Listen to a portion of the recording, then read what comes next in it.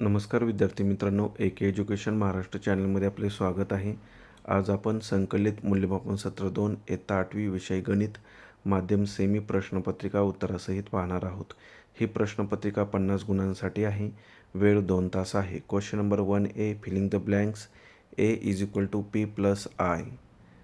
Area of parallelogram base into height. The greatest index of the variable in the given polynomial is called the degree.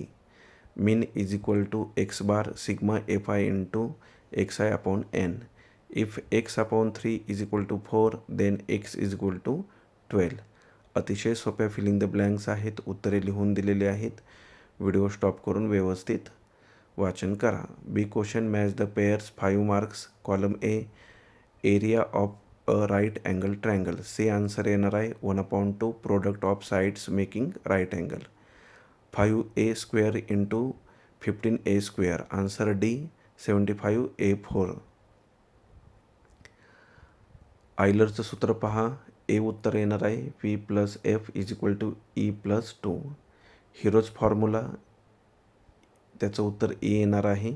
रूटमध्ये S कंसात S वजा A, S वजा B, S वजा C. Perimeter of rectangle. B उत्तर येणार आहे 2 bracket L plus B. Question number 2. Solve the following any 5 sub questions. 10 marks. 1. Length of the diagonal of a rhombus are 15 cm and 24 cm. Find its area. Second, if P is equal to 2000, R is equal to 5% per year, N is equal to 2 years, then find the value of A. दोन्ही प्रश्नांची उत्तरे इथं सोडवून दिलेली आहेत. इथे answer देताना फक्त एरिया ऑफ रोम्बस लिहा. समभुज चौकोनाचे क्षेत्रफळ या ठिकाणी. फॉर्म्युला पहा. 1/2 into D1 into D2. D म्हणजे डायगोनल. पहिला डायगोनल आणि दुसरा डायगोनल. कारण की याचं सूत्र कर्णांच्या बाजूंचा गुणाकार असतो. जी कर्णाची लांबी दिलेली आहे ती 1/2 गुणिले 15 गुणिले 24. कॅल्क्युलेशन केलं 180 चौरस सेंटीमीटर येणार आहे. स्क्वेअर सेंटीमीटर तिथे लिहा. सेकंडचं सुद्धा आन्सर सोडवून दिलेला आहे. अमाऊंट टोटल 2205 रुपीज येणार आहे. व्यवस्थित पहा कॅल्क्युलेशन कसं केलेलं आहे. 2ला 2 शून्य कॅन्सल केलं. त्यानंतर तिसरा शून्य इकडच्या 100मधला केलेला आहे कॅन्सल. बेने भागाकार केला 5 आलं. पुन्हा 5ने 105ला भागाकार केला 21 आले. 21 गुणिले 105 म्हणून उत्तर 2205 येत आहे. व्यवस्थित कॅल्क्युलेशन करून पहा.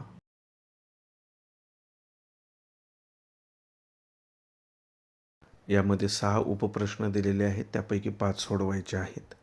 2 सोडवलेले आहेत. तिसरा पहा.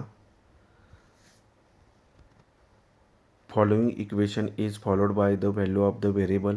Decide whether this value are the solution of that equation. x - 4 is equal to 3 आहे. x इज इक्वल टू -1 एकदा घ्यायचं आहे आणि त्यानंतर x इज इक्वल टू 7 घ्यायचं आहे. आणि ती उकल आहे का नाही ते पाहायचं आहे. एक्सच्या ठिकाणी ह्या किमती फक्त ठेवून उदाहरण सोडवायचं आहे. अतिशय सोपं आहे. इथे सोडवून दिलेलं आहे पहा. इथे मराठीमध्ये दिलेलं आहे. तुम्ही x इज इक्वल टू -1 फक्त पुट लिहा. x - 4 is equal to 3 calculation केलं. लेफ्ट साईड आणि राईट साईड सेम येत नाही म्हणून x बरोबर -4 ही समीकरणाची उकल नाही. इंग्लिशमध्ये लिहिता असताना फक्त लिहा x is equal to -1 is not solution of the given equation. आणि इकडे लिहिताना लिहायचं x is equal to 7 is the solution of the given equation. म्हणजे ही समीकरणाची उकल आहे कारण की राईट हँड साईड आणि लेफ्ट हँड साईड सेम येत आहे. यानंतर पुढचा प्रश्न पहा. If radius r is equal to 7 centimetre, h is equal to 10 centimetre, then find the curve surface area of the cylinder. सूत्र लिहायचं आहे एरिया ऑफ सिलेंडरचं, पण कोणतं लिहायचं आहे? कर्व सरफेस एरिया लिहायचं आहे 2πr/h. आणि दिलेल्या किमती टाकायच्या आणि कॅल्क्युलेशन करायचं आहे. जर तुम्हाला याचं उत्तर पाहिजे असेल तर डिस्क्रिप्शनमध्ये मराठीतून उत्तरपत्रिका दिलेली आहे. तिथं हे उदाहरण सोडवून दिलेलं आहे. त्यानंतर if triangle ABC congruent triangle PQR, त्याचे करस्पॉन्डिंग साईड आणि करस्पॉन्डिंग अँगल लिहायचे आहेत. इथे लिहून दाखवलेले आहेत. Side A B P Q, side B C Q R, side A C P R आणि अँगल ए बी सीला पी क्यू आर दिलेले आहेत.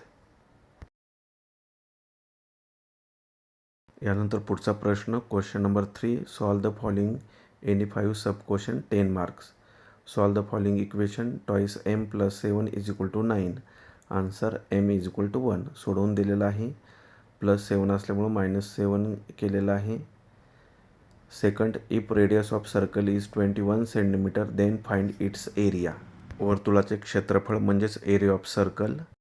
सूत्र लिहिलेलं आहे, कॅल्क्युलेशन केलेलं आहे. आन्सर 1386 स्क्वेअर सेंटीमीटर येणार आहे. व्यवस्थित पहा. Next question 3. In a circle with centre P, chord A B is drawn of length 13 centimetre, segment P Q perpendicular chord A B, then find length of Q B. Calculation इथं करून दाखवलेलं आहे. Q B is equal to 6.5 centimetre. Q B is equal to 1/2 into A B लिहिलेलं आहे. त्याचं reason तुम्ही लिहू शकता. क्वेश्चनमध्येच आहे, segment P Q perpendicular chord A B. Next question 4. Complete the following activity. Activity सोडवायची आहे. अतिशय सोपी आहे. ॲक्टिव्हिटीची उत्तरे लिहून दिलेली आहेत.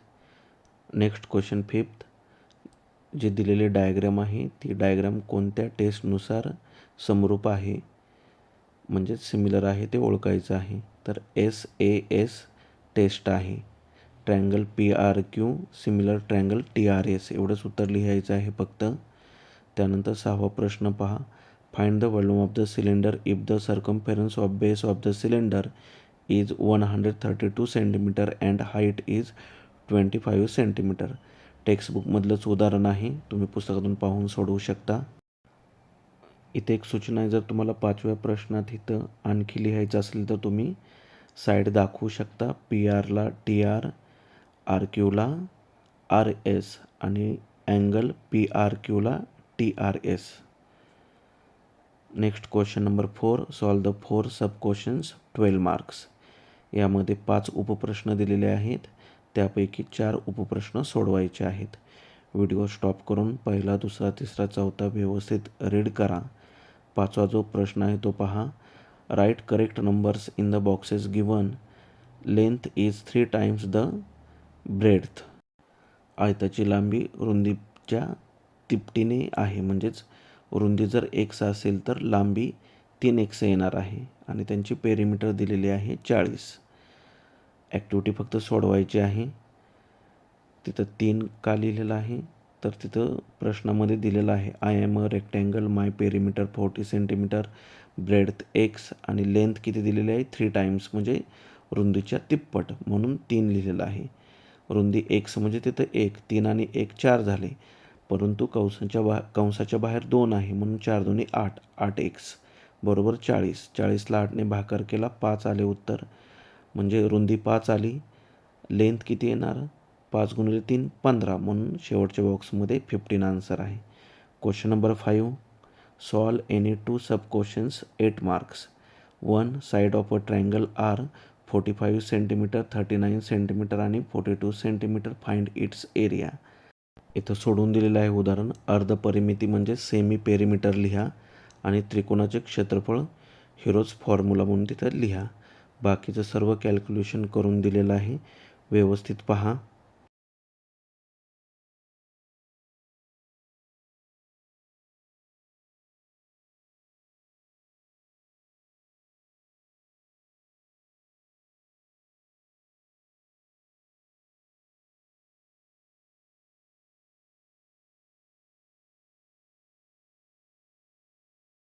या प्रश्नात 3पैकी 2 उपप्रश्न सोडवायचे आहेत. तिसरा पुढे उपप्रश्न सोडवून दिलेला आहे. दुसरा उपप्रश्न तुम्ही पुस्तकातून पाहून सोडवा. तिसरा पहा. जी दिलेली आकृती आहे त्या आकृतीच्या आधारे मापकोन AOB आणि मापकोन COD काढायचा आहे. त्यानंतर arc AB congruent arc CD दाखवायचा आहे. दिलेली फक्त ॲक्टिव्हिटी पूर्ण करायची आहे. ॲक्टिव्हिटीची उत्तरं लिहून दिलेली आहेत. शेवटपर्यंत व्हिडिओ पहा.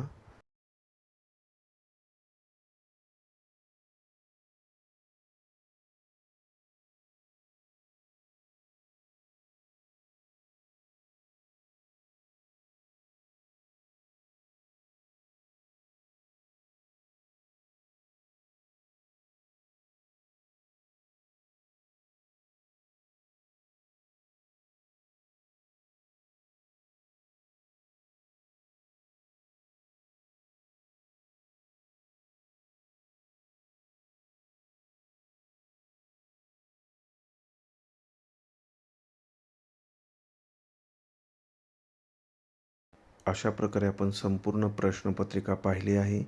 धन्यवाद. जर तुम्हाला हा व्हिडिओ आवडला असेल तर प्लीज लाईक करा, शेअर करा आणि आपल्या चॅनलला सबस्क्राईब करा. तसेच इतर विषयांच्या प्रश्नपत्रिका हव्या असतील तर आपल्या चॅनलच्या प्लेलिस्टमध्ये द्वितीय सत्र परीक्षा किंवा संकलित मूल्यमापन सत्र 2 या ऑप्शनमध्ये सर्व पेपर उपलब्ध आहेत. त्याचा सराव नक्की करा जेणेकरून तुम्हाला परीक्षेमध्ये त्याचा उपयोग होईल.